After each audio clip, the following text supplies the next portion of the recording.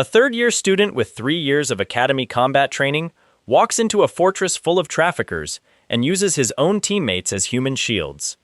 That plan lasts about 40 seconds before a woman in a dark coat wraps him in magenta fire that doesn't go out. A professor with a barrier so thick it eats anything thrown at it squares up against a first-year nobody.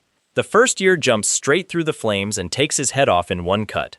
A basic magic class. A routine demonstration. One compressed Aether bullet later, half the classroom is rubble, and the top-ranked student at the most elite academy in the world is embedded in the far wall, unconscious, and very confused about what just happened. An instructor deliberately floods a mountain range with artificial rain to breed disaster-level monsters, and then locks his own students inside. By the time it's over, he's in chains and the sentence is death by public torture. And somewhere underground, past a portal nobody was supposed to find, there's an entire hidden city drawing power straight from the entity that already destroyed one version of this world. Welcome to what should have been a quiet first year of school. Rewind. All the way back. Not to the academy. Not even close. We start at the end of everything. There is a battlefield that stretches as far as any eye can see, and every single person on it is dying. This is 15 years from now. The sky is the color of an open wound. The ground is ash and cracked stone, and the outlines of people who used to be people. And in the middle of all of it, on his knees, surrounded by the bodies of every great hero his world ever produced, is a man named Gray. He is not a hero. He never was. No magic talent, no rare bloodline, no special gift from the heavens. He was a foot soldier, a support unit, the kind of soldier armies bring along to carry supplies and fill out head counts. He watched the actual heroes, the ones with S-rank abilities and legendary weapons and centuries of combined training, walk into battle against the Liquidator, and he watched every single one of them die, one by one, then in groups, then all at once. The Liquidator isn't a monster you can stab.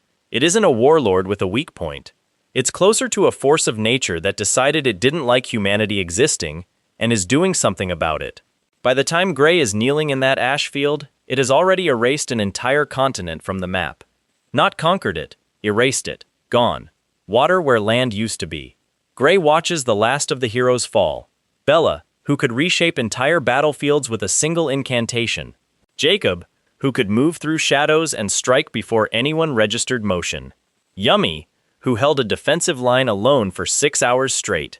All of them down, all of them gone, and then the Liquidator turns its attention toward Gray, because there is no one left. He doesn't run. He's too tired. He's been running for 15 years and it never helped, so he just kneels there in the ash and waits for it. And the thing that ends the world reaches out and unmakes him too. He dies. And then he opens his eyes somewhere else. It isn't the afterlife, or at least it doesn't look like one. It looks like a vast empty space somewhere outside the normal rules of existence, and standing in it is a figure with horns and a calm expression, and the general energy of someone who has been watching events unfold with great interest, and has finally decided to intervene. This is Kronos, a god apparently, the kind of entity that exists at a scale where watching an apocalypse happen is like watching weather. Kronos doesn't offer condolences. He gets to the point. The world ended. But time isn't as fixed as it seems from the inside. There is a point, 15 years back, where everything still could have gone differently, where the Liquidator's entry into the world had a seam, a crack, a moment that could be closed if someone knew what they were looking for. Gray knows. He was there. He watched every domino fall. Kronos sends him back, but not empty-handed.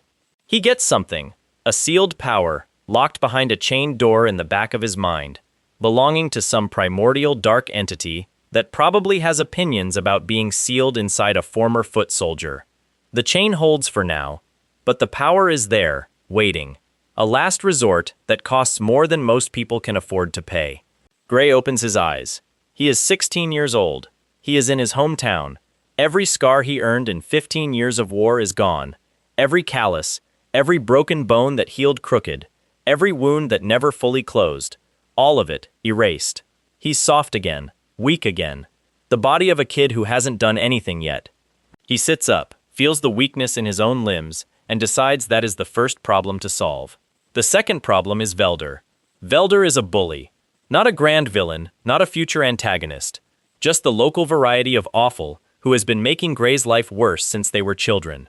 He shows up almost immediately with his 3 usual accomplices, looking for easy entertainment. In the old timeline, this went exactly the way you'd expect. Young Gray got pushed around, took the hits, went home with bruises. This Gray has 15 years of war memory in his head. He picks up a practice sword, blunt, wooden, completely unremarkable, and he hits all 4 of them with it before any of them have time to process that something is different. Not brutally, not in a way that puts anyone in the infirmary, just efficiently. 4 bodies on the ground, 4 confused expressions looking up at him, and Gray walking away before they figure out what to be angry about. First payoff. 3 seconds into the new timeline and the bullying problem is solved. He goes straight to the best dojo in town. Zarya runs it. She's short, she's strict, she's approximately 30 times more dangerous than she looks, and in Gray's past life she died during an ogre attack when he was still too weak and too far away to do anything about it. He's already done the math on that one. Zarya doesn't die in this timeline. He won't allow it. She takes him in. She's skeptical. He looks like an ordinary kid with no special gift. But there's something in how he moves, something in the way he holds even a blunt weapon, that makes her pay attention. She starts training him. Gray trains like someone who has already seen what happens when people aren't strong enough, which means he trains like a man possessed. 8 months of work that should take years. Physical conditioning that makes normal academy prep look like stretching. And then the ogres come. Ogre nests are not subtle. When one activates near a populated area, everyone within range knows immediately, because the smell hits first, then the sound, then the ground starts shaking from things that weigh as much as small buildings moving through the trees at speed. A standard ogre is already a disaster-level threat. The kind of thing that requires a coordinated team of trained soldiers with ranged support and a clear exit strategy. An Ogre General is something else entirely. It's the apex of the species. Bigger, faster, and smarter than anything else in its nest, with a hide that standard weapons bounce off of, and enough raw strength to level a fortified building by walking into it. Military doctrine says you don't engage an Ogre General without a full strike unit, heavy magical support, and ideally a very good reason to be there in the first place. Zarya goes anyway, because someone has to, and because that's exactly who Zarya is. Gray finds out and goes after her, because he already knows how this ends if he doesn't. He arrives at the ogre nest to find Zarya still fighting, still standing, still refusing to go down even though she's been at it long enough that her arms are shaking and her breath is coming in ragged bursts. Around her, the ground is littered with the lesser ogres she's already put down. In front of her is the general, a thing the size of a small house, with arms like tree trunks and eyes that carry the particular dim fury of something that has never encountered anything it couldn't kill. Gray steps in front of her. She tells him to run. Of course she does. He looks, from the outside, like a teenage kid with no business being within a kilometer of this fight. She doesn't know about the 15 years of war memory. She doesn't know about the sealed door in the back of his mind. He reaches for it anyway. The chain doesn't want to give. The power behind that door is not cooperative. It is not a tool that wants to be wielded. It is something ancient and dark, and specifically not designed for human operation, and it makes that known immediately. The moment Gray puts pressure on the seal, his body starts registering it as catastrophic damage. Not metaphorically. His arm begins to deteriorate. His vision fractures. His whole system screams at him that this is not survivable. He does it anyway. The dark energy comes out like pressure that has been building behind a wall for centuries and has finally found a crack. It doesn't flow, it erupts. It coats his weapon, his hands, the air around him. It has a color that doesn't quite fit into normal perception, a kind of visual wrongness that makes the eyes want to look away. The ogre horde, dozens of elite creatures that have been treating this entire clearing as their territory, stops. Something in the animal part of their instinct recognizes what just entered the equation and registers it as a predator above their category. They're right. Gray moves through them like a scythe through wheat. Every cut lands clean. The dark energy does something to defensive capability. It doesn't just bypass armor, it erases the concept of the barrier being relevant. Lesser ogres that took Zarya entire extended exchanges to bring down go down in single strikes. The general tries to respond. It's fast for something its size, faster than it looks, and it gets one swing in that would have removed Gray from the situation permanently if he hadn't already seen this body-type fight in his past life and known exactly where to not be. He gets under it. He drives the dark-coated blade into the general's neck. The general falls. The rest of the horde scatters. Creatures that were closing in from every direction suddenly find reasons to be somewhere else. Gray stands in the clearing, breathing hard, the dark energy already starting to recede as the seal reasserts itself. His arm is in bad shape. The body isn't built for this yet, but Zarya is alive, standing behind him with an expression that is completely unreadable, looking at the thing he just killed, and then looking at him. She doesn't ask how. She's smart enough to understand that some questions get answered in their own time.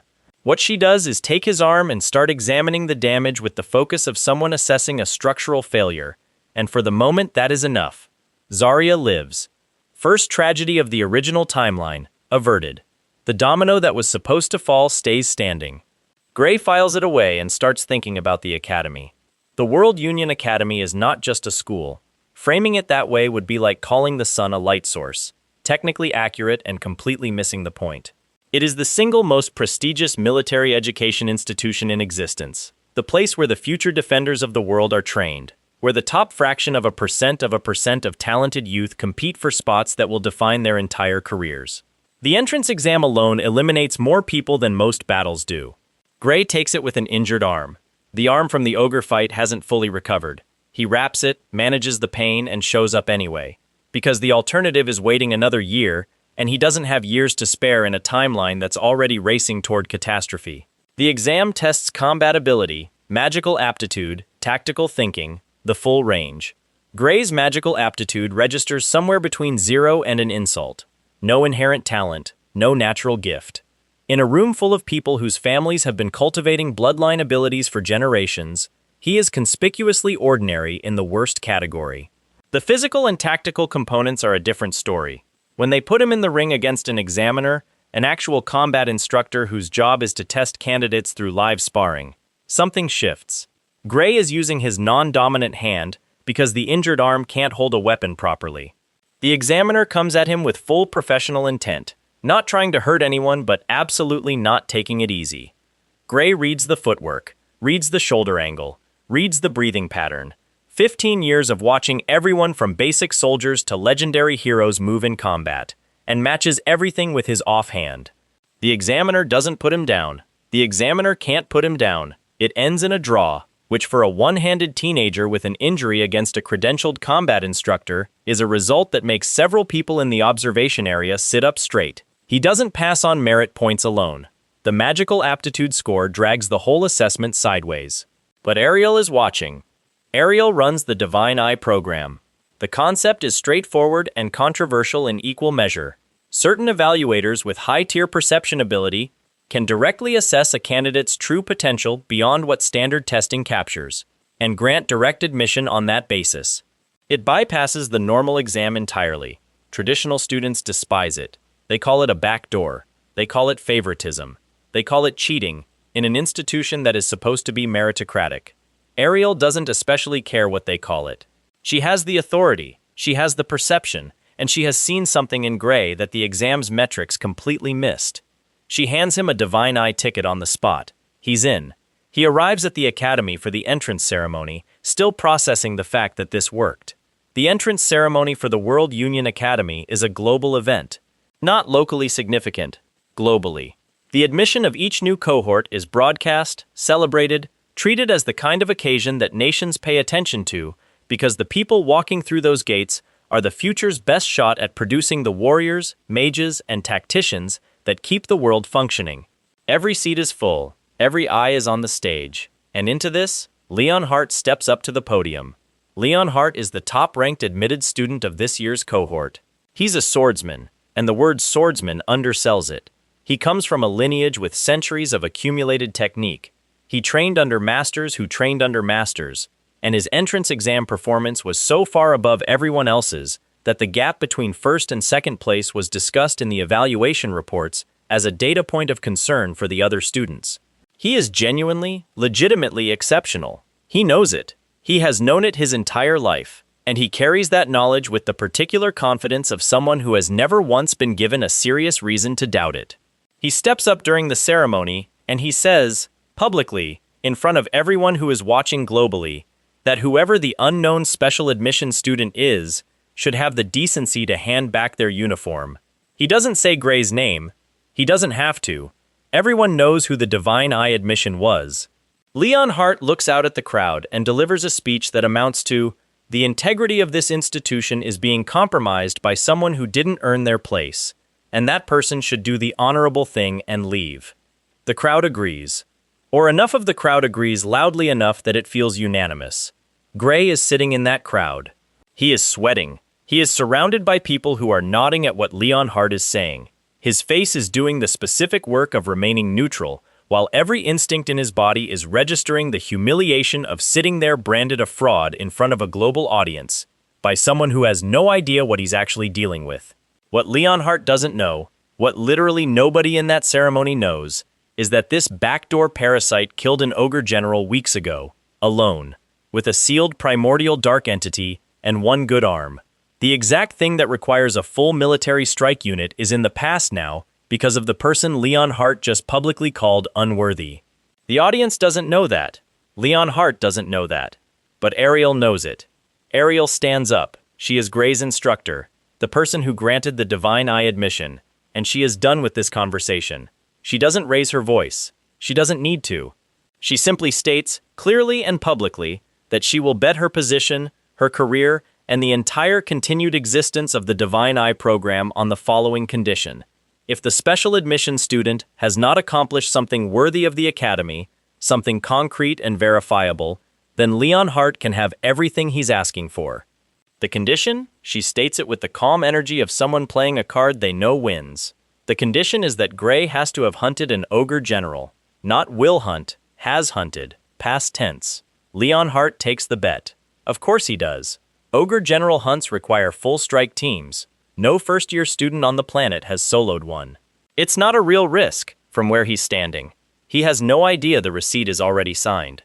Ariel looks over at Gray with an expression that very clearly says she knows exactly what she just did, and Gray looks back at her with the expression of someone who is genuinely trying to decide if he should be grateful or alarmed.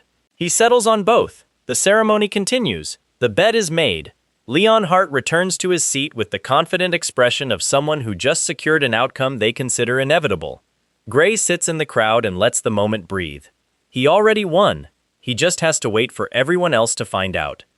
The classroom comes first. Basic Aether instruction is exactly what it sounds like. The fundamental skill underlying almost all magical combat. The thing every Academy student learns in their first weeks because without it, nothing more advanced is possible.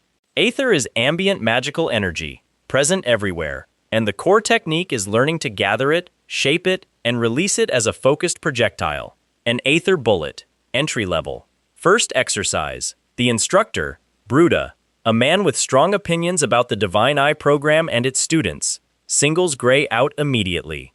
If you want to read it charitably, it's a teaching exercise. If you want to read it accurately, it's a public attempt to demonstrate that the special admission student belongs somewhere else. He calls Gray to the front. He tells him to perform the basic demonstration.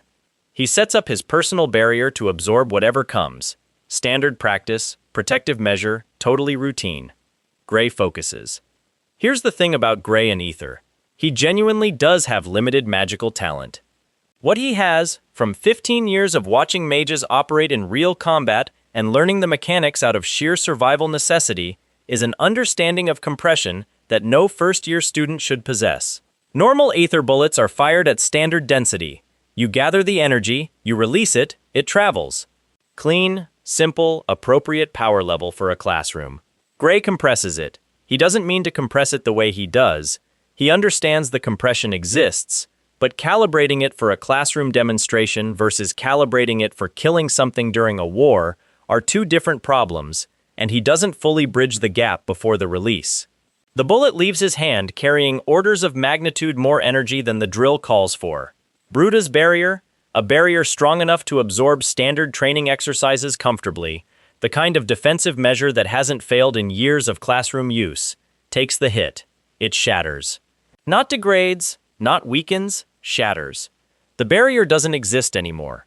The energy continues through the empty space where it used to be, continues across the room, hits the far wall, and approximately half of the classroom registers structural damage from the pressure wave alone. Chunks of wall, dust, the particular sound of a building reporting that it is having a bad day. Leon Hart was standing near the impact zone.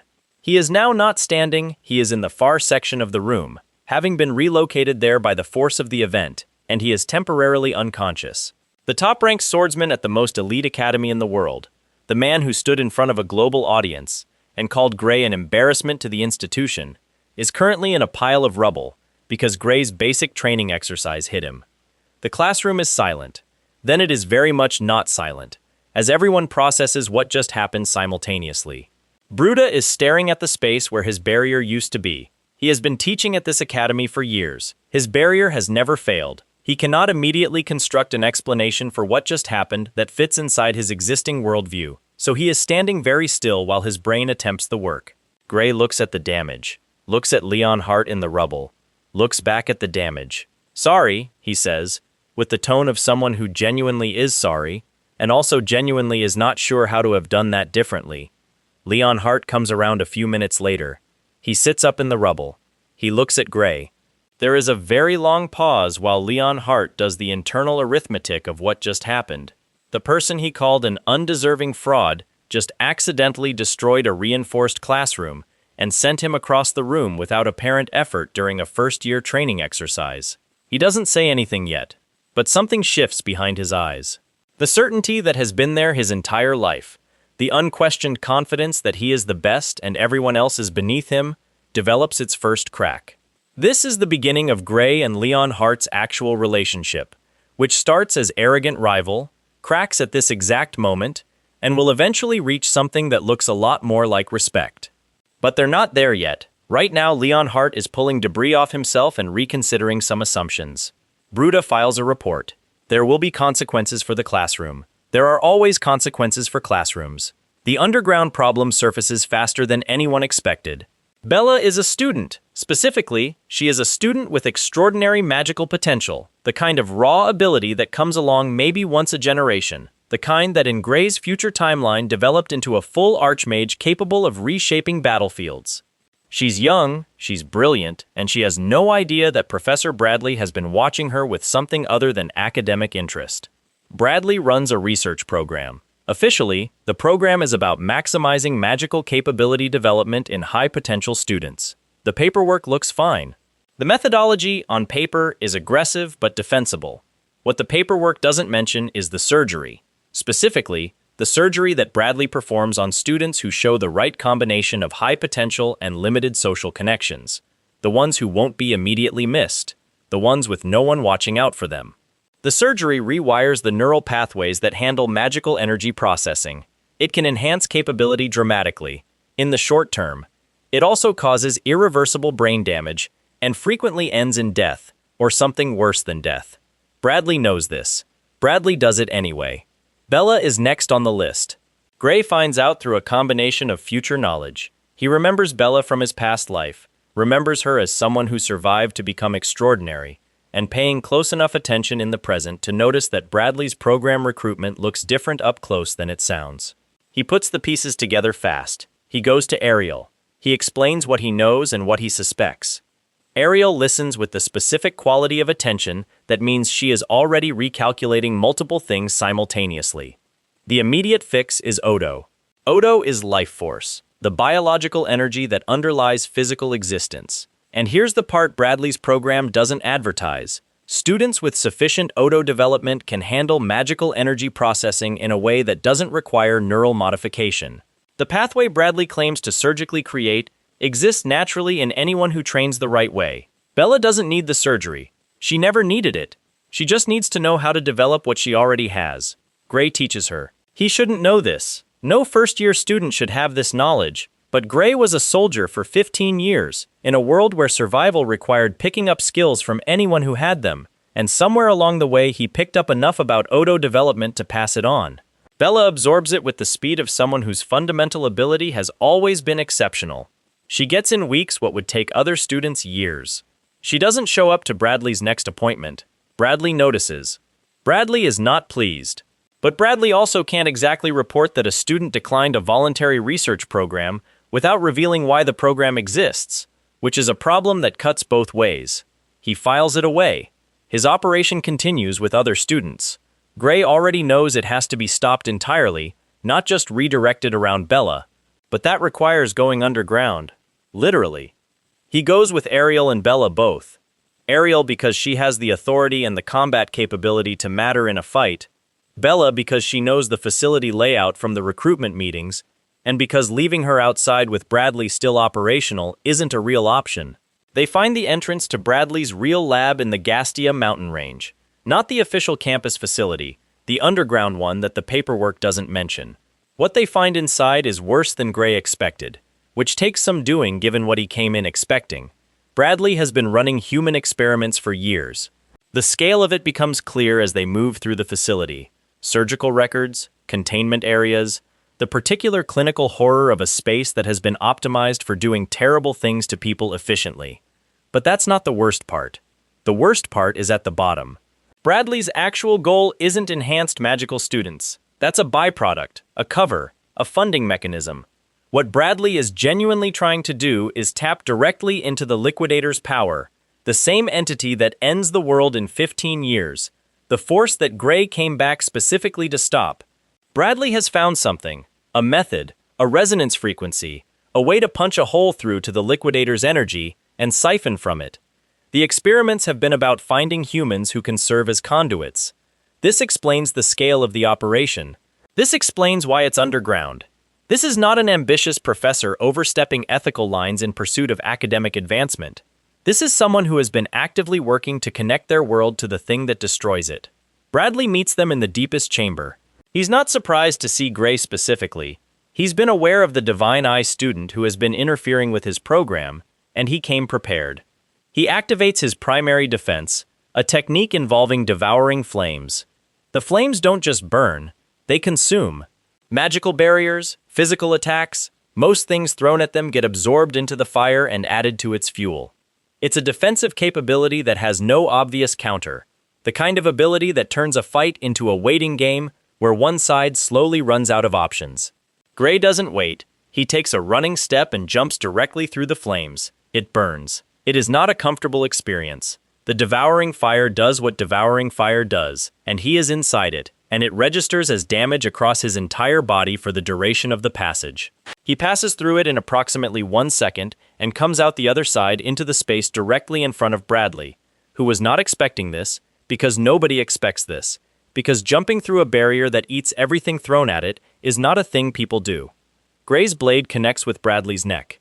The professor who has been running illegal surgical experiments on students, who has been trying to open a channel to the entity that ends the world, who has sat in faculty meetings and written academic papers and operated behind a veneer of institutional legitimacy while doing all of this, he goes down in a single stroke. The devouring flames, without their source, extinguish. The room is quiet. Then Bella opens the portal door they found in the far wall, because they need to see what's on the other side. What's on the other side is not another room. It is a city.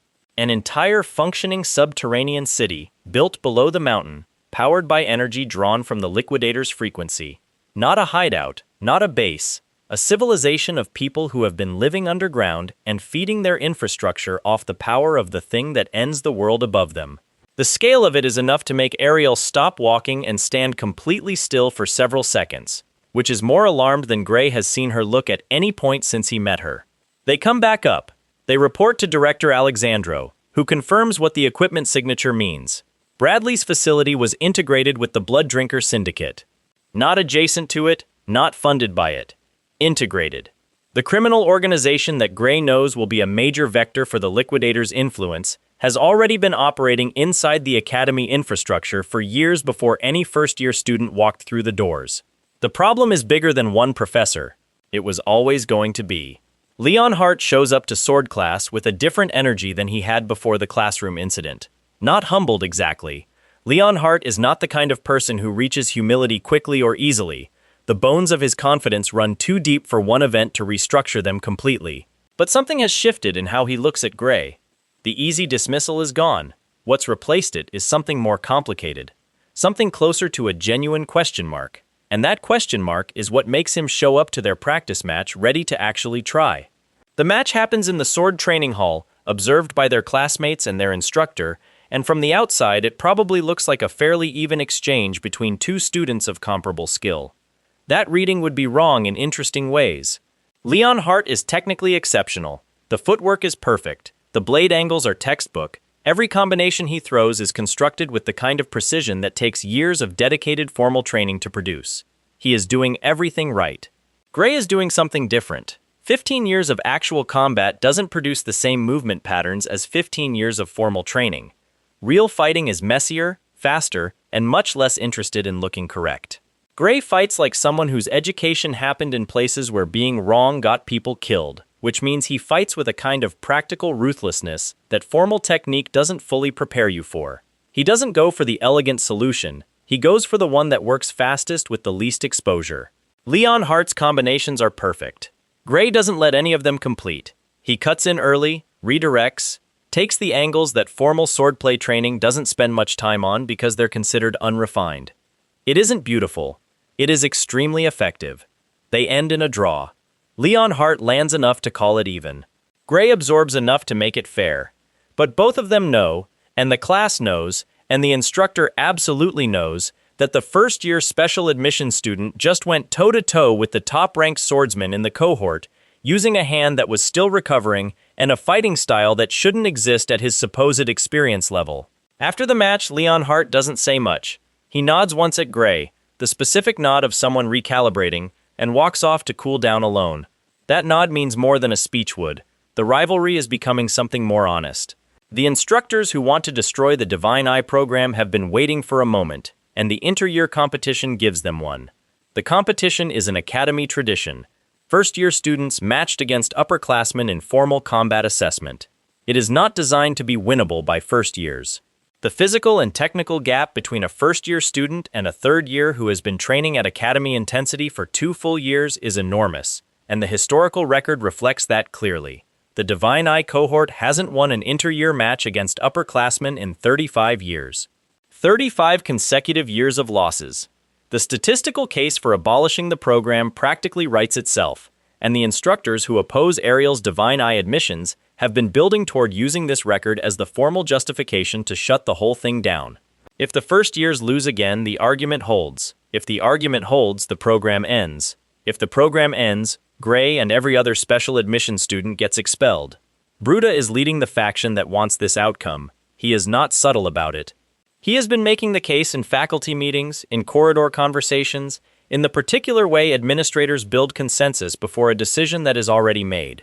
He just needs the competition result to confirm what he's been arguing. They send Rada.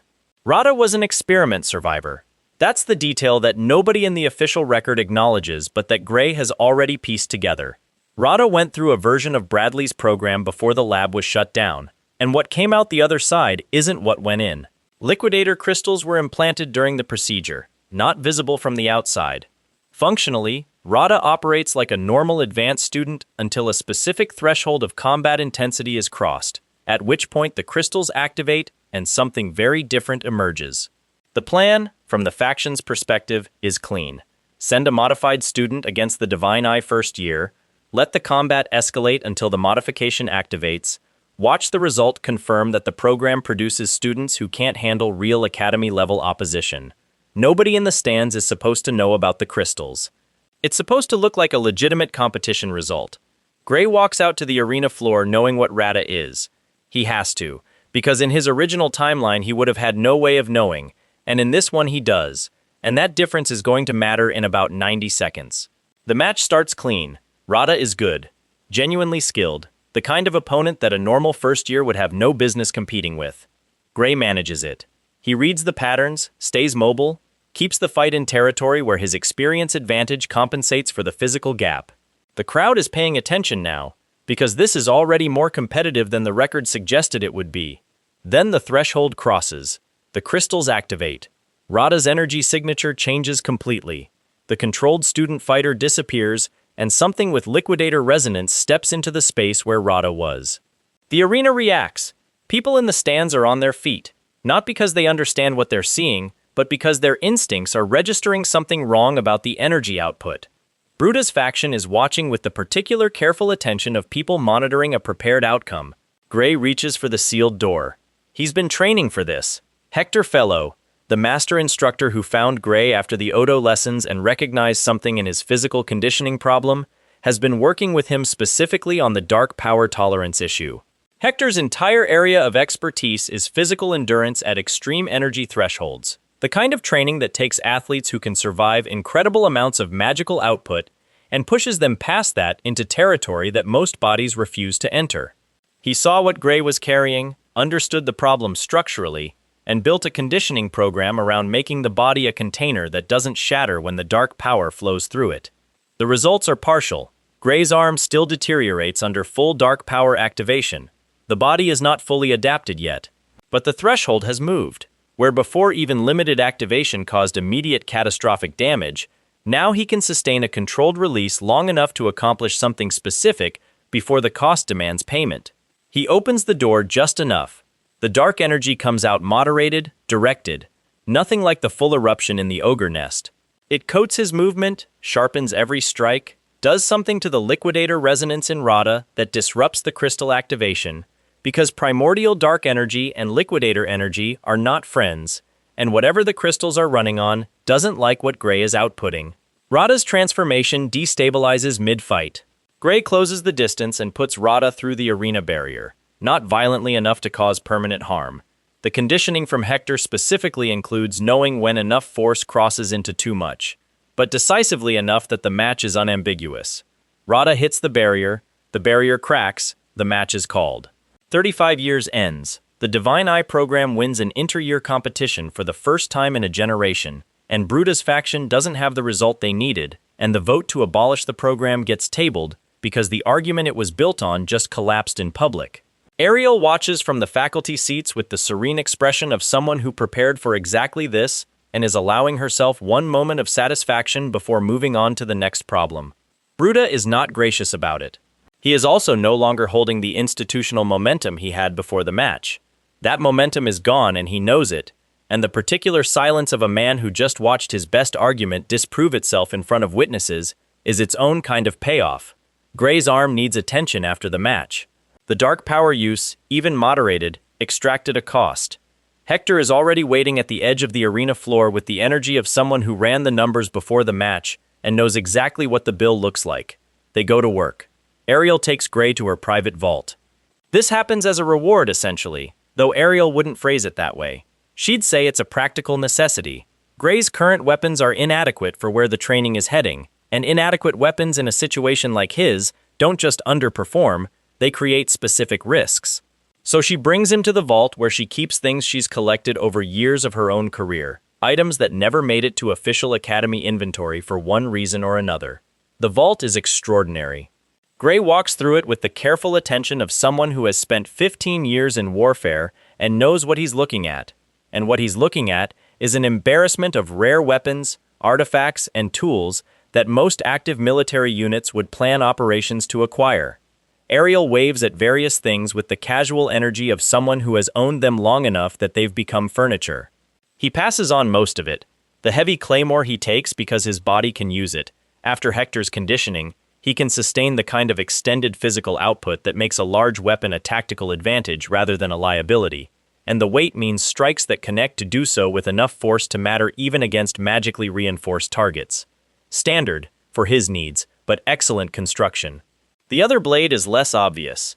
It's in a corner, not displayed, not labeled, clearly not the centerpiece of anything. A custom design, built to unusual specifications, durable in ways that standard blades aren't, and bearing the maker's mark of someone named Medallum Norm, which at the current moment in the timeline means very little. Norm is a craftsman, skilled, but not yet famous. Ariel watches Gray pick it up, turn it over, feel the balance. Then she tells him who Norm becomes. In the future, not the ruined future Gray came from, but the potential future the current timeline might produce. Medallum Norm becomes the greatest magical sword craftsman in the world. Not the greatest currently working, the greatest in recorded history. The blade Gray is holding is a piece of early work, built before that reputation existed, and it carries in its construction the beginning of the methodology that will eventually produce weapons that reshape what armed combat means. Gray holds the blade. He looks at Ariel, who is watching him, with the expression of someone who has been waiting to deliver that specific piece of information and found the timing satisfying. He keeps both weapons. The outdoor survival drill is supposed to be a structured assessment. 4 weeks in assigned terrain with assigned squads, graded on survival metrics, resource acquisition, and demonstrated tactical competence. Clean parameters, clean evaluation criteria. The kind of exercise that produces useful data about how first-year students perform when academy infrastructure isn't holding their hand. Gray gets Squad D. Squad D is not the elite placement. The squad assignments in this year's cohort roughly track the entrance exam rankings, and Squad D sits in the lower middle of that distribution. Students who got in, who belong here, but who are not the stars the academy is pointing at with pride. They're capable people who haven't found their footing yet, and they land with a squad leader who turns out to have an absurd amount of practical military experience for someone his age. What Gray does with Squad D over 4 weeks is essentially run them through a compressed version of the basic soldier training he absorbed in his past life. Not formally, he can't explain where the knowledge comes from without raising questions, but practically, how to move through terrain without announcing position, how to set up camp in a way that creates natural defensive advantage rather than convenience, how to read animal behavior as early warning, how to forage, how to hunt things that are significantly larger than you without getting anyone killed in the process, how to maintain equipment in field conditions. The squad adapts.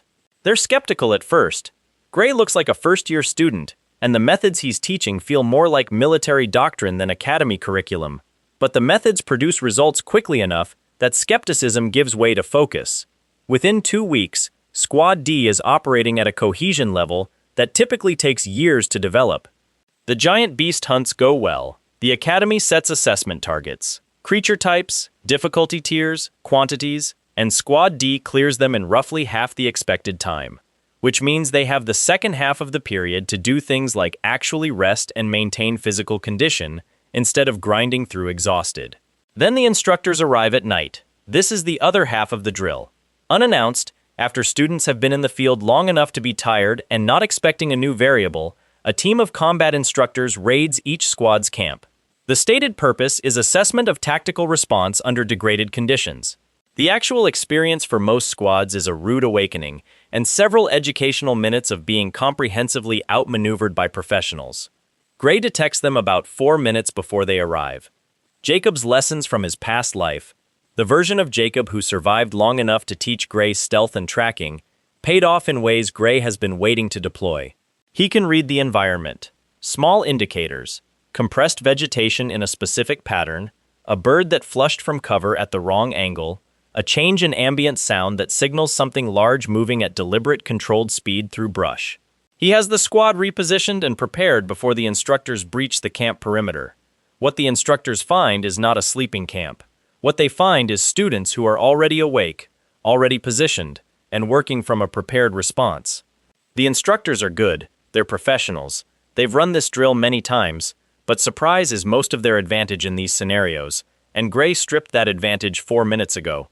Squad D doesn't win exactly. They're not going to put professional combat instructors down. But they perform well enough that the assessment report describes their response as anomalous, which in academy evaluation language means genuinely impressive relative to expected outcomes. Perfect marks across the board. Gray processes this as a small win and a useful one. The squad is becoming reliable. In a timeline where he knows what's coming, reliable allies matter more than any weapon. The water lizard situation was not in anyone's official planning documents.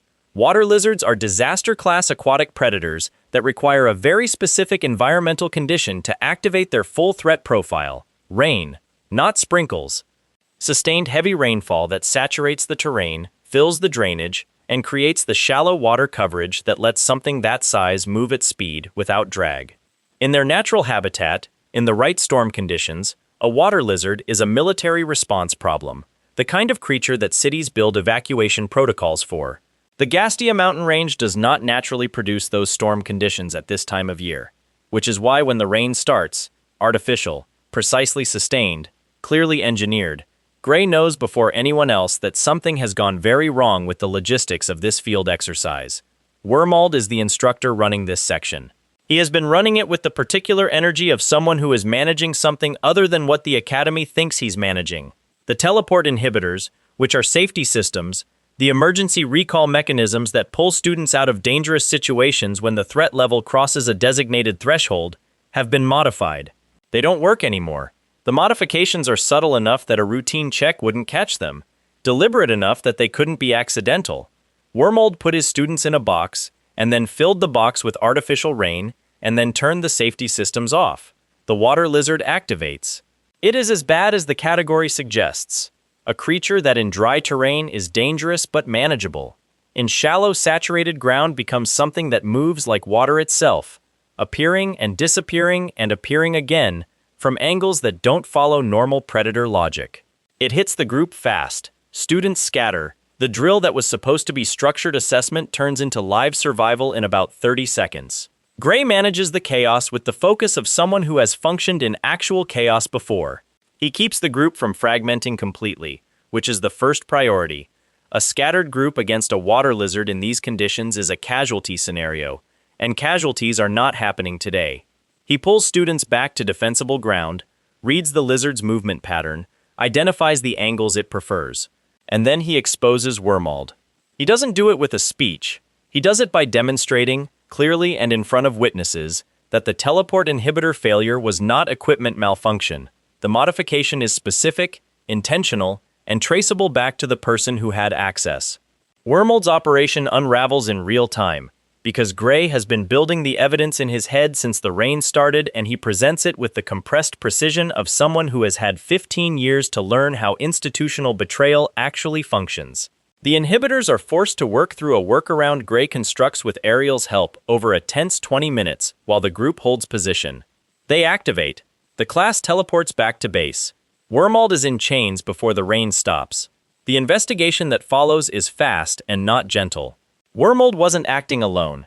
He had cover from Vice Headmaster Valen, which is the piece that makes the entire thing significantly more serious than a single corrupt instructor. Valen's position gave the operation institutional protection. Without Valen, Wormold gets caught much sooner. With Valon, the sabotage runs long enough to nearly produce the result it was designed for. The tribunal moves quickly. This is not a case where the Academy's bureaucratic machinery slows things down. 2 Academy personnel deliberately put students in life-threatening situations, disabled safety systems, and were operating under the direction of a criminal syndicate.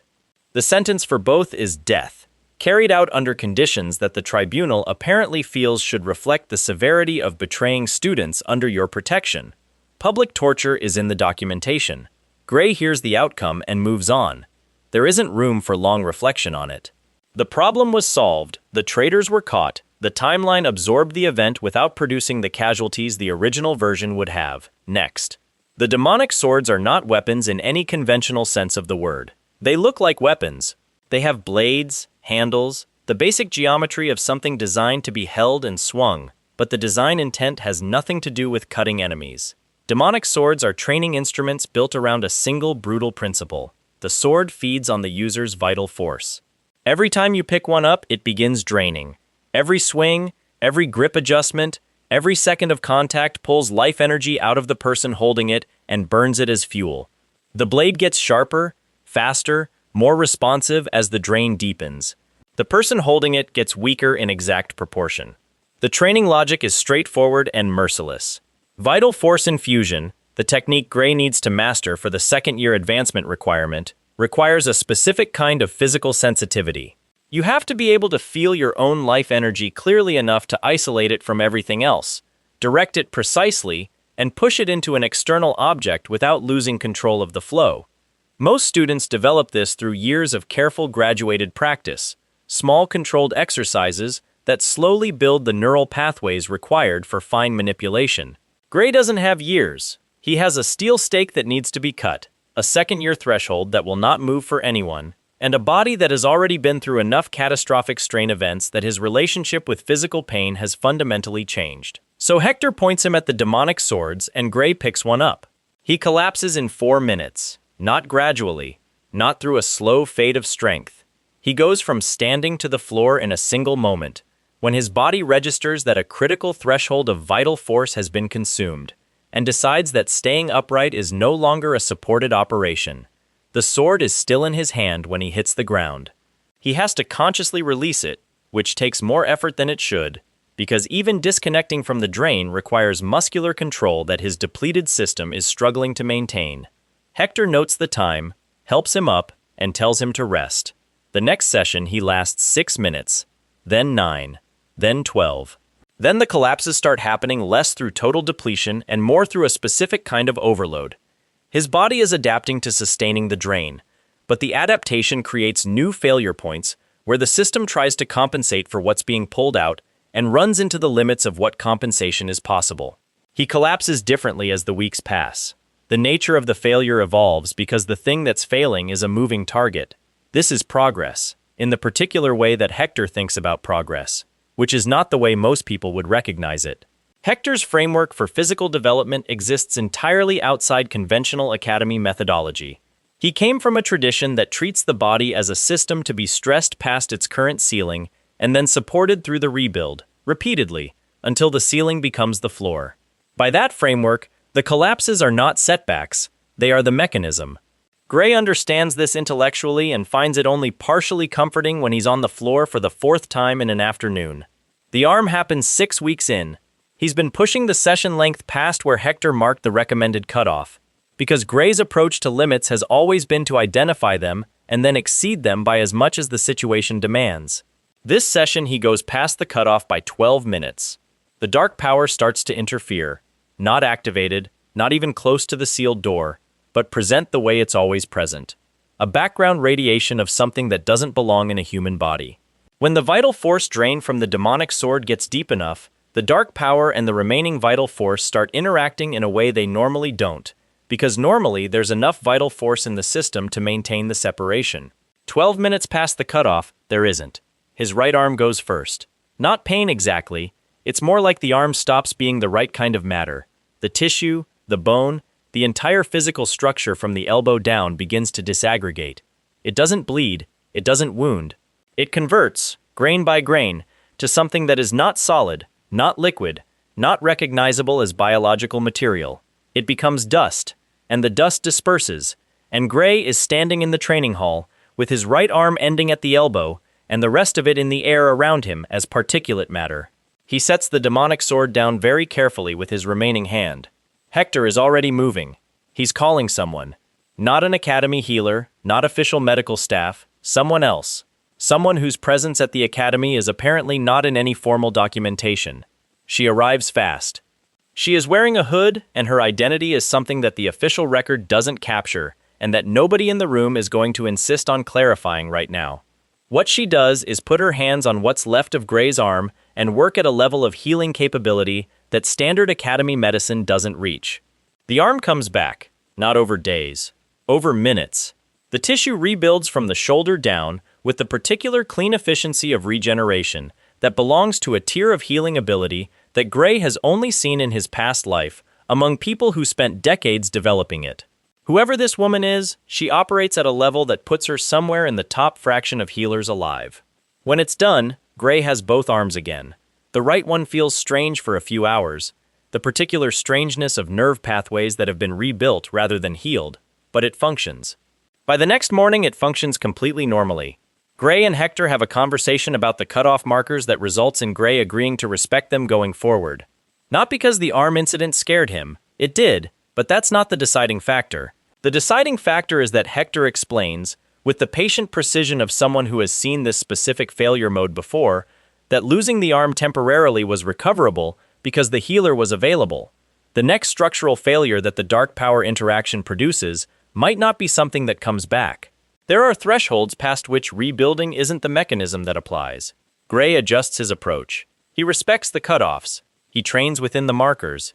He gets faster within those constraints, more efficient. The sessions stop producing collapses entirely after the 10th week, which means the floor has risen. His body can sustain what was previously impossible for the duration needed, without going past the danger threshold. The vital force drain is legible to him now in a way it wasn't before. He can feel the pull of the demonic sword the way you can feel your own heartbeat. Clearly enough to monitor it, clearly enough to respond to changes in real time. That legibility is the entire point, because vital force infusion into a weapon requires exactly that kind of feeling. You have to know where your life energy is and where it's going with enough precision to direct it deliberately. The demonic sword training built that precision the way Hector knew it would, through the simple method of making the absence of it repeatedly and unambiguously painful. Gray picks up a standard sword. Not the claymore, not the norm blade, not anything special. The most ordinary training sword available, the kind that gets handed out to first-year students and treated as baseline minimum equipment. He holds it. He reaches for his vital force with the sensitivity the demonic sword's built into him, finds the current of it moving through his arm, and pushes it into the blade the way you'd push water through a specific channel. The blade changes, not visibly, not in any way that would register on casual inspection, but he can feel it.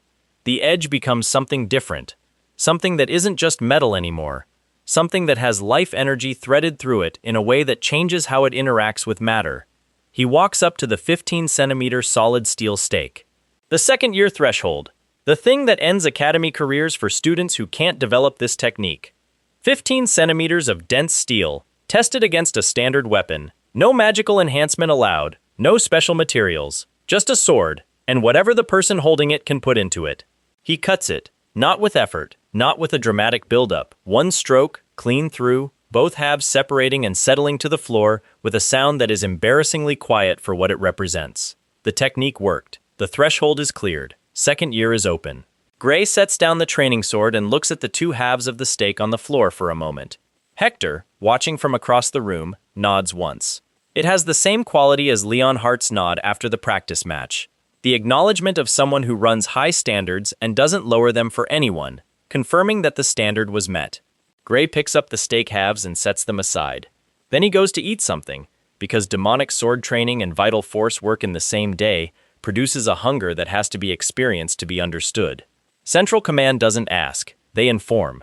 The Starseer selection mission arrives as an official directive rather than an invitation, which tells Gray everything about how the operation is being framed at the administrative level. 4 first- and second-year students are being designated for a high-priority field operation against a Blooddrinker target. The word voluntary does not appear in the documentation. The casualty projections, which are not officially shared with the selected students, but which Gray pieces together from context, suggest that Central Command considers significant losses an acceptable outcome. The target is a fortress in Blooddrinker territory functioning as a human trafficking hub. The intelligence suggests a large enforcer presence, significant magical defense capability, and something more concerning in the deeper sections that the briefing materials are vague about in a way that feels deliberate rather than uncertain. Whoever compiled this briefing knows more than they're including. The selected team is Gray, Leon Hart, Luniel, and Bard. Gray knows all of these people now in ways that the selection committee apparently doesn't fully account for. Leon Hart has become someone he trusts, not blindly, not completely, but in the specific way that matters in a combat context, which is that he knows how Leon Hart makes decisions under pressure, and those decisions are sound. Luniel is capable, precise, and operates with a tactical discipline that complements the other two. Bard is a problem. Bard is a third-year student, which means he walks into the briefing with the technical seniority over the first years and carries it the way certain people carry authority, as a justification for behavior rather than a responsibility toward other people. He is talented. He is also the specific kind of talented that has never been forced to develop the qualities that talent doesn't automatically produce, like restraint or consideration for people who aren't him, or any tactical framework that accounts for what happens to teammates in a plan that doesn't work perfectly. His plan for the fortress assault is to split the group, with Bard taking the central approach and the first years functioning as a distraction, or more specifically, as bait. The terminology in his framing is different, but the operational function is the same. He wants Gray, Leon Hart, and Luniel to draw enforcer attention and defensive resources toward them, so that Bard can reach the fortress interior with minimal resistance. Gray listens to this plan and spends 30 seconds deciding how to respond. He concludes that the most useful thing he can do is ensure that when Bard's approach produces its inevitable result, Gray's group is positioned to survive it and complete the mission's actual objectives. He doesn't argue. He lets Bard believe the plan is accepted and adjusts Squad D muscle memory into the formation that will work when things go sideways. They go in at night. The Blooddrinker Fortress is not subtle infrastructure. It sits in the kind of terrain that has been chosen specifically because accessing it requires commitment, approaches that funnel attackers into predictable corridors, elevation that gives defenders observation advantage, construction that treats the surrounding geography as an extension of the defensive perimeter. Someone built this with serious money and serious intent, and the people staffing it are not the low-level criminal workforce that shows up at minor syndicate operations. These are enforcers. The Blooddrinker's operational tier trains specifically for the kind of work that requires combining combat capability with the willingness to do things that normal hired personnel won't. They've been doing this long enough that the routine of it shows in how they move. The particular efficiency of people who've practiced the same threat responses enough times that they're automatic. Gray goes in alone on his assigned vector and stops being quiet about it almost immediately. There's a calculation happening that he doesn't explain to anyone, because explaining it would require more context about the future than he can give. The Blooddrinker's human trafficking operation in this fortress isn't just a revenue stream, it's a sourcing mechanism.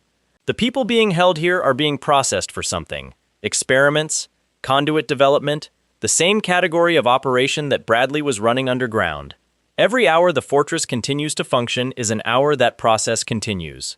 The fastest way to stop it is to remove the enforcement capability comprehensively and fast. So Gray removes it comprehensively and fast.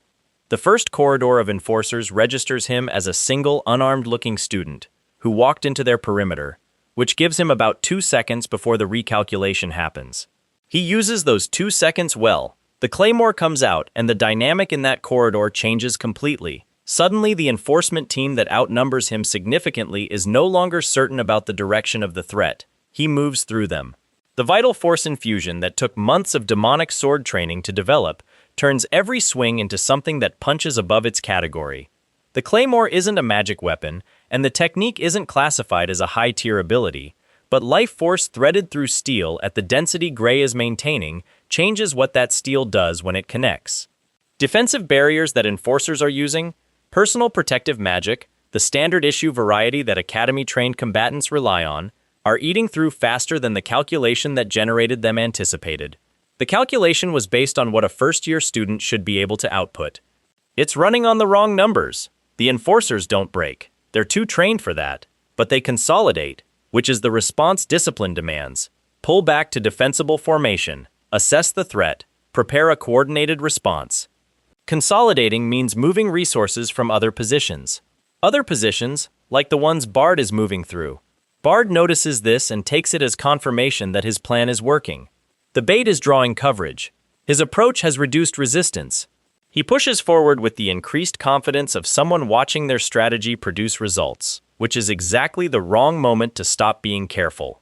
He reaches the inner section of the fortress and finds Maydew Bradley.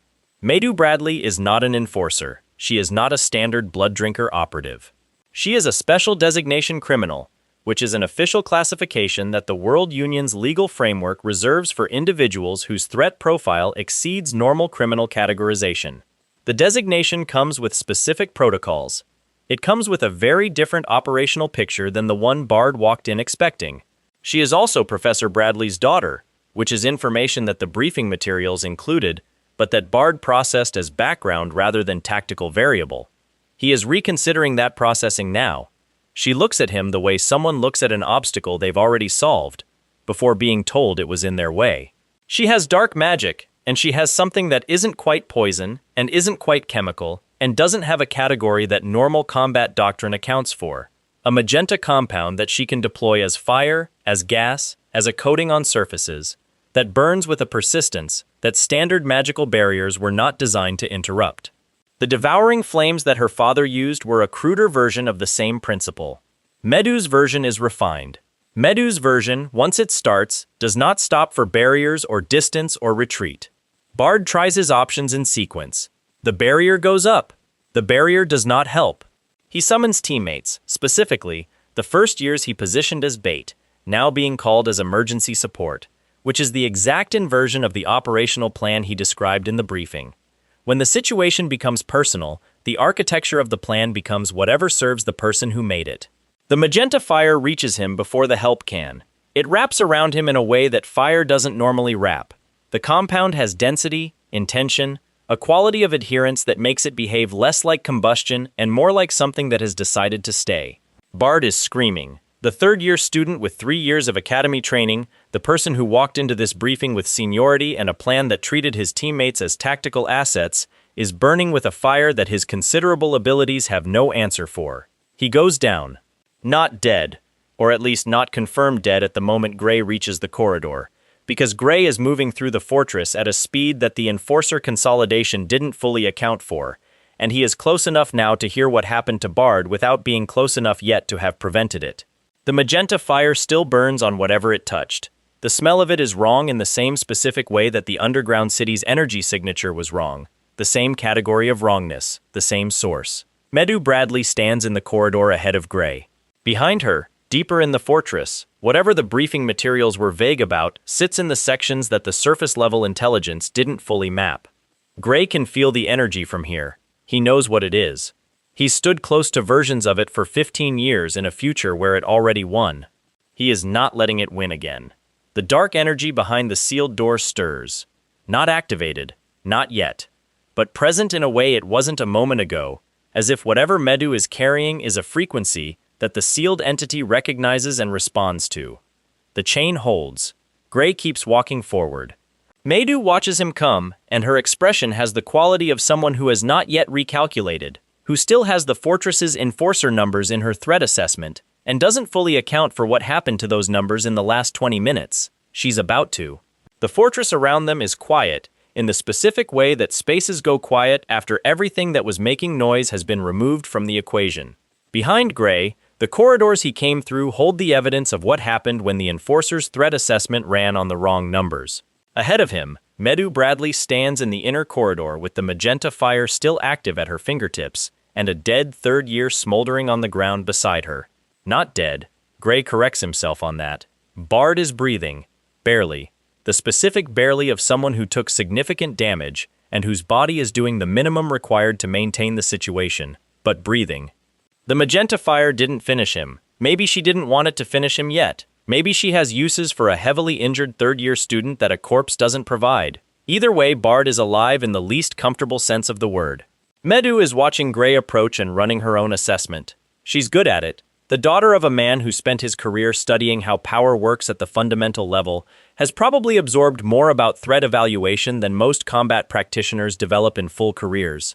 She looks at Gray and sees a first-year student from the academy that killed her father, walking toward her through a corridor full of unconscious enforcers, holding a claymore with vital force threaded through it at a density that shouldn't be possible from his official profile. She adjusts her read on the situation. The magenta fire shifts in her hands, configuration changing, deployment intent shifting from incapacitation to something that ends things faster. She doesn't telegraph it. She doesn't make speeches. Whatever her father was, Medu Bradley did not inherit his tendency toward theatrical explanation. She just changes what the fire is doing and moves. Gray has faced worse. He has faced things that were worse at the level of raw power, worse at the level of existential stakes, worse in situations where the ground under his feet was actively disappearing and the people around him were dying faster than he could respond. He has never in his life faced anything with low stakes. He doesn't know how to. He reaches for the sealed door. Not all the way. Not the full eruption that cleared the ogre nest. Not the barely controlled release that ended Radha's fight. Something between, a modulated access that Hector's training made possible. Enough to change the equation without producing the kind of structural damage to his body that requires a hooded healer with regeneration capability to reverse. The dark energy comes out along the edge of the Norm blade. It coats the steel with something that isn't physical, that interacts with the magenta fire at a frequency that disrupts the compound's behavior. Because primordial dark energy and whatever the liquidator is sharing with the Bradley family's techniques are not compatible, and the disruption is not subtle. The magenta fire stutters. Not extinguished, not cancelled, but the coating that makes it unstoppable, the quality of adherence and persistence that defeated Bard's barriers and made retreat irrelevant, interrupts at the point of contact with the dark energy. There is a gap, a duration, seconds, not minutes, where the fire behaves more like fire and less like a decision. Gray is already inside that gap. He doesn't go for the finishing move, not yet. What he does is move Medu off her position, out of the corridor, away from Bard's location, into space where the geometry doesn't favor the compound's deployment. She's good enough to make him work for it. The exchange is fast and it is not clean, and it produces injuries on both sides that neither party is entirely tracking in real time, because real combat doesn't pause for damage assessment. She gets a compound strike on his left side that burns through the outer jacket and makes contact with skin, and he is going to be feeling that for a week minimum. He gets the Norm blade past her guard twice in ways that leave marks she's also going to feel. They separate for a breath. The corridor holds the particular charged stillness of a fight that isn't over-evaluating itself. Medu looks at what's happening to the fire where it touched the dark energy. She's watching it stutter, and she is rapidly constructing an understanding of what she's dealing with that is more accurate than the one she started with. Her expression doesn't change much. She has the kind of face that processes updates internally, but the configuration of the fire in her hands changes again. She's adapting. Gray adapts faster. The sealed entity behind the door has been restless since they entered this section of the fortress. The liquidator resonance in the deeper chambers is a frequency it recognizes and responds to, and that response has been building since Gray first felt the energy from the corridor. He hasn't been using that response. He's been managing it, keeping the door closed, keeping the chain intact. But the entity isn't passive anymore, and the dark energy coating the Norm blade isn't just coming from his intentional access, it's being supplemented by pressure from the other side of the door. The blade is doing something it didn't do during the inter-year competition. During that fight, the dark energy was controlled, directed, operating within the parameters Hector's training established. This is different. This is the entity responding to something it considers relevant, augmenting the output through the crack in the door that Gray already opened, and the effect on the Norm blade is visible. The coating deepens, darkens, develops a quality that is closer to the Ogre Nest eruption than the arena fight. Medu sees it. She makes a decision. The decision is to end the engagement fast, before whatever is happening to the blade completes, because she is smart enough to recognize that waiting to see what happens next is not the favorable option. The magenta fire goes wide, not aimed at Gray, aimed at the corridor walls, floor, ceiling, everywhere, creating an environment where the compound is everywhere and avoidance means moving into more of it. Gray goes through it. Not the way he went through Bradley's devouring flames. That was a single point of passage, a calculated commitment through a defined hazard zone. This is different. The corridor is saturated. Going through it means going through a field of compound that doesn't distinguish between deliberate contact and incidental. The left side that already took a hit reports that this is a significant mistake.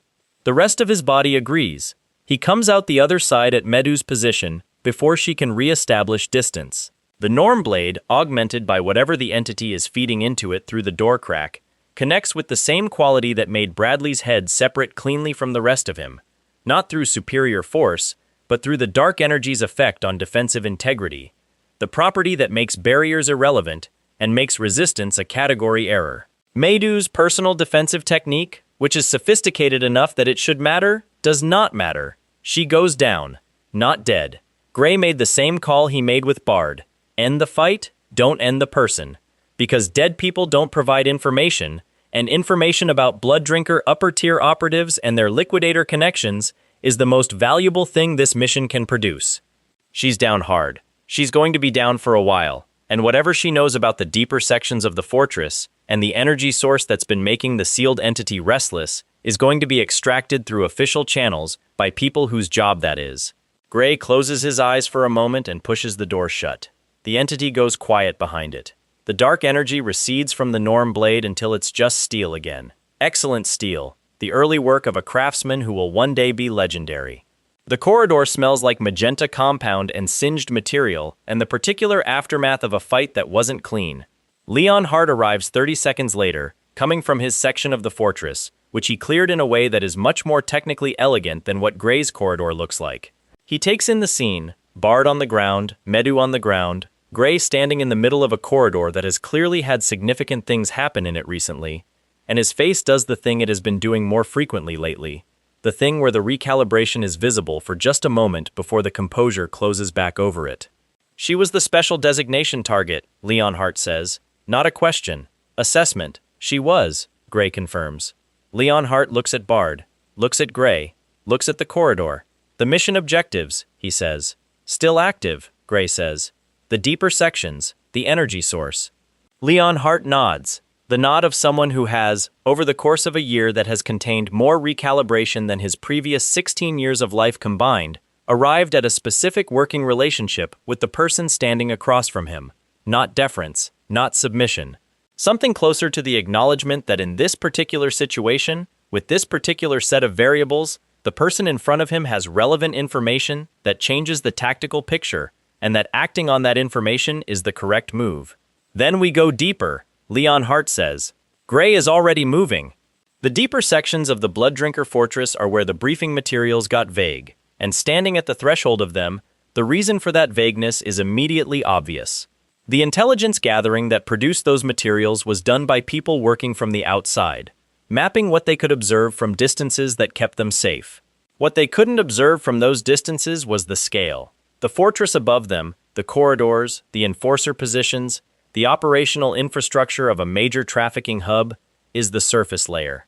What's below it is something that has been built over a much longer timeline with much more resources than a criminal syndicate's trafficking revenue accounts for.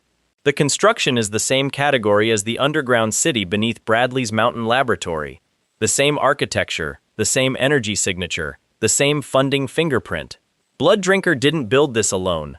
Gray already knew that. He knew it from the moment Alexandro confirmed that Bradley's equipment was integrated with the syndicate. Knew it from the pattern of how the operation across the timeline has been structured.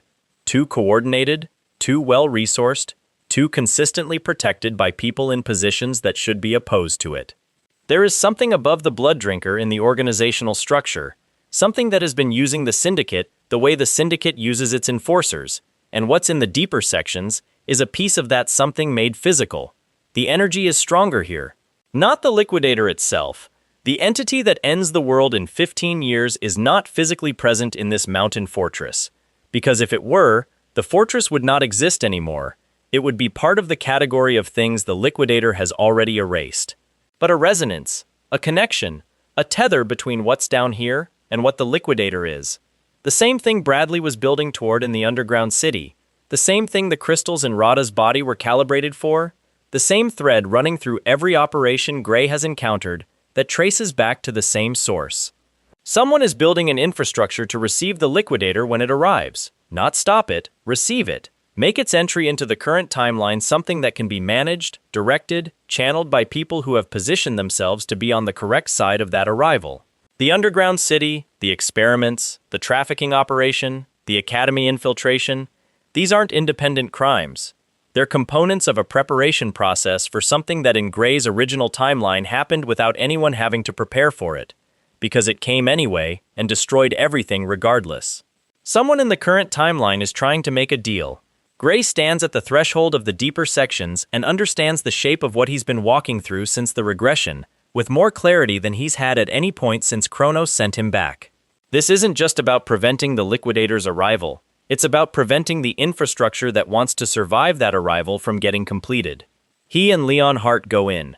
What they find in the first chamber is documentation. Physical records, stored with the kind of care that suggests whoever maintains them considers them more valuable than the enforcers upstairs. Careful organization, protective containment, indexed in a system that reflects serious long-term administrative investment. The contents, which Gray reads fast with the pattern recognition of someone who has spent 15 years learning to extract operational intelligence from captured materials, confirm everything he just worked out and add specifics he didn't have. Names. Not the Blooddrinker's names. Operational personnel, the enforcement layer, the visible tier. Different names. Names that belong to people who do not appear in any criminal documentation, who appear instead in the kinds of records that track legitimate institutional power. Academy positions, government appointments, military command structure. The infiltration is not at the syndicate level. The syndicate is the hand, the names are the arm it's attached to. Leon Hart reads over his shoulder. His expression, which has been doing the controlled thing it does when Leon Hart is processing significant information, becomes something that is genuinely difficult to read. He comes from a family with deep connections to the institutional structures whose names are in this documentation. Some of what's in front of him is information about people he has known his entire life. He doesn't say anything for a moment. Then he says, very quietly and very precisely, "We need to get this out." Gray is already making copies. He came into this section with the materials for exactly this contingency, because he knew, not from intelligence, from the logic of what he's been uncovering all year, that whatever was in the deeper sections was going to be something that needed to survive the exit from this fortress regardless of what else happened. They work fast. The energy in the chamber is making the sealed door restless again, the entity behind it responding to proximity to liquidator resonance, with the particular agitation of something that has opinions about its neighbors. Gray manages it. He has been managing it all year. The documentation gets secured. Both of them carry copies through separate concealment methods, because if one of them doesn't make it out of the fortress, the other has to. This is not a hypothetical they discuss. It is a contingency they implement without making it into a conversation, which is its own kind of progress from the people they were at the beginning of the year. Luniel finds them in the corridor outside the chamber. She's been working through a separate section, and the look on her face when she sees what they're carrying suggests that she encountered something similar in her route. She holds up her own set of materials without speaking. 3 copies. 3 separate exits. The fortress above them is quiet. The enforcers are dealt with. Medu Bradley is contained. Bard is alive and will eventually be uncomfortable in the specific way of someone who used teammates as bait and survived to have to account for it. The trafficking operation that this fortress was running has been interrupted at its infrastructure level. The deeper operation that the fortress was supporting has been exposed to daylight. Not finished. Gray is not operating under the illusion that one fortress raid finishes anything.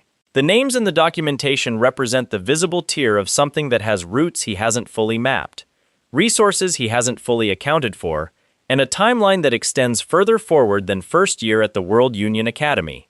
The Liquidator arrives in 14 years from now. The infrastructure being built to receive it is already further along than it should be. But the documentation is secured. The underground sections are exposed. The Academy administration, the parts of it that Alexandro represents, the parts that are genuinely trying to protect students rather than feed them to a system working against them, will receive information that changes what they can see, and therefore what they can do. Gray walks out of the fortress into the night air of the Gastia Range. The mountain is cold and the sky is the kind of clear that only happens at elevation, and there is a long year of the Academy behind him, and a longer future ahead. Leon Hart comes out behind him. Luniel comes out behind Leon Hart. Bard is being carried, which is the appropriate configuration for the decisions Bard made tonight. Leon Hart stands next to Gray in the cold, and looks at the sky the way people look at things when they're processing events that have outpaced their existing frameworks. Next year, he says. Not a question, not exactly a statement. More like a variable being entered into a calculation. Next year, Gray agrees. There is a god somewhere outside normal time who sent a dead foot soldier back 15 years with a sealed primordial entity and the memories of everyone he watched die. There is an underground city drawing power from something that ends worlds. There is a list of names and documentation that Gray is carrying against his chest that will shake every institutional structure he's been navigating for an entire year. And there is a first year of school that has, against considerable odds, ended with more people alive than the original version produced. Gray looks at the mountain, at the stars above it, at the long dark between here and the Liquidator's arrival. He was a foot soldier. He carried supplies. He filled out head counts and watched heroes die and knelt in the ash at the end of everything. He is not kneeling now. He turns away from the mountain and starts walking back toward the academy, and the claymore on his back is the comfortable weight of something he's earned, and the Norm blade at his hip is the early work of someone who will one day be the greatest craftsman in the world, and the sealed door in the back of his mind is quiet. For now, the chain holding, the entity patient. 14 years. He's already started.